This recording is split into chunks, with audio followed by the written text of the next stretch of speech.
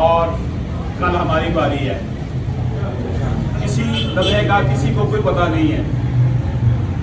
میرا رب سچ کا نام ہے اور میرے رب کا کلام جو ہے قرآن پاک، یہ وہ دلیل ہے جو ہمیں بتاتا ہے کہ ہمارا رب سچا ہے اور یکتا ہے.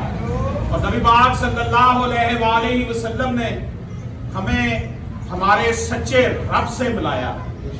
تمام انبیاء اکرام نے، تمام رسولوں نے ایک رب کا پیغام پہنچایا، لیکن اس پیغام کو جامع انداز میں مکمل کر کر نبی پاک صلی اللہ علیہ وآلہ وسلم نے ہم تک پہنچایا. گویا کہ نبی پاک صلی اللہ علیہ وآلہ وسلم نے ہمیں خالص توحید سے آشنائی دی، اور یہ خالص توحید سے آشنائی کا فیضان ہے کہ آج ہم مسلمان خود کو کہلاتے ہیں.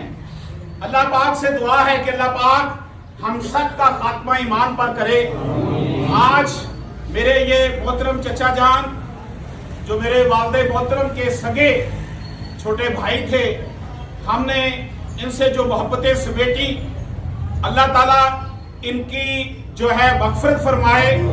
اور میں یہ سمجھتا ہوں کہ اگر کسی کو ان کے حوالے سے کوئی دکھ پہنچا ہو، کوئی تکلیف پہنچی ہو، اس کے لیے کوئی کسی نے کوئی قرض لینا ہو، تو آپ بات ہم سے کر سکتے ہیں. ان کے بیٹے صاحبزادہ میاں عبد علی صاحب یہاں تشریف رکھتے ہیں، ہم یہاں موجود ہیں. اور آپ سے یہ گزارش ہے اگر کسی کا کوئی دل دکھا ہو تو آپ معاف فرما دیجئے گا.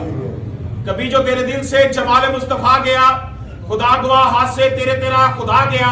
محبتوں کی بس میں محبتوں کی بات کر، تو شہد علاوتوں کی بات کر. یہ ابو جہل کی کون تجھے حرکتیں سکھا گیا.